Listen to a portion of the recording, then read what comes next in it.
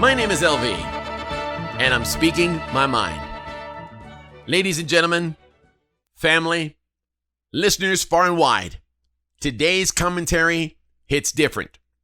Because for the first time in a long time, something foul that's been hidden behind locked doors, redacted pages, and political protection finally caught a whiff of daylight. And it started the moment that 218th member of Congress was sworn in. The one vote that forced the House of Representatives to stop pretending, stop hiding, and finally move forward with a vote to release the Epstein files. Now, normally, a simple swearing in doesn't change the weather. But this one? This one broke the damn barometer. Because that 218th signature triggered a discharge petition, meaning the speaker can no longer stall, can no longer hide behind "we'll get to it," can no longer protect the people who have been sweating bullets ever since the name Jeffrey Epstein became synonymous with power, money, exploitation, and a trail of people who suddenly have a whole lot to lose. Let's talk about what happened right after the swearing in. Almost immediately, you could feel the panic ripple across certain corners of Congress, especially the ones who spent the last year blocking the release. Suddenly, the same crowd that's been howling for transparency every time Hunter Biden blows his nose is now begging for redactions, delays, and responsible handling. Translation, they don't want certain names in the sunlight. Because here's the thing. These Epstein files aren't just about a dead predator with an island and a money trail. They are a mirror. And some folks don't like what's staring back. These files include flight logs, visitor logs, contact books, emails, financial documents, and communications between Epstein, his associates, and the powerful people who orbited him. Yes, these documents name over 200 individuals. No, being listed doesn't automatically mean guilt, but it does mean proximity, awareness, acquaintance, or involvement in some form. And proximity alone is enough to send panic through people who have spent a decade pretending they didn't know the man beyond a handshake.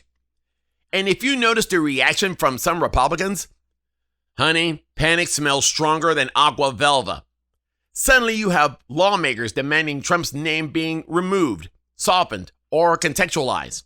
You got Lauren Boebert and others trying to spin it as old news, political theater, or irrelevant. You have Trump allies claiming there was no client list, there was no blackmail folder, the media is exaggerating, or this is just a Democrat distraction. They want you to believe that a man who flew in the same circles, partied with the same crowd, posed for photos, joked about liking young women, and bragged about his nightlife connections somehow has nothing to worry about. Which brings me to the sarcasm portion of today's program. For a man who has been married 3 times, cheated openly, paid off mistresses, had NDAs flying like confetti, and bragged about grabbing whoever he wanted, it is stunning. Absolutely stunning.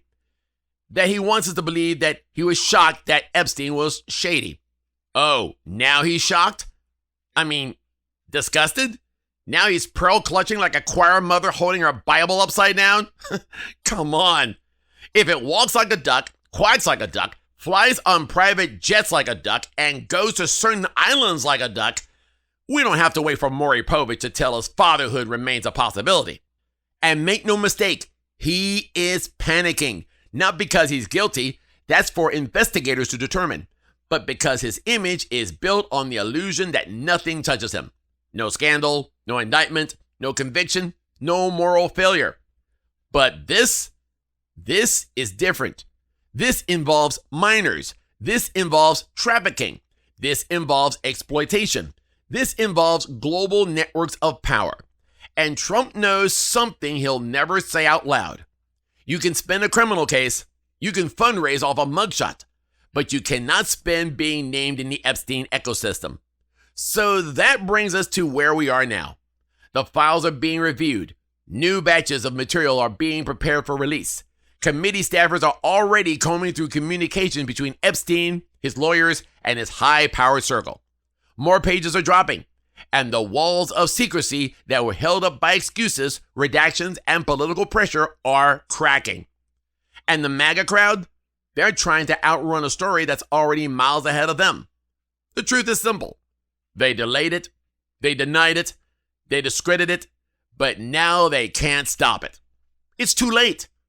Once 218 was reached, once the vote became inevitable, once the door is cracked open, everything they feared becomes a countdown instead of a possibility.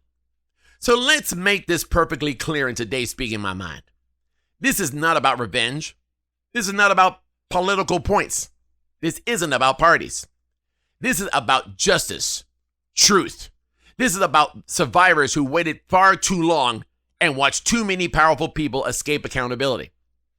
This is about a system that keeps letting the rich hide behind their wealth while victims bury their pain.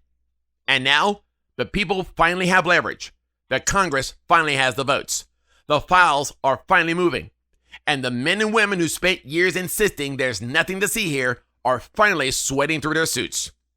So buckle up, America, because the truth, long delayed, is coming, whether they like it or not. And to anyone trying to hide, shred, distort, or redact the facts, you should have thought about that before the plane landed on the island. My name is LV, and I have spoken my mind.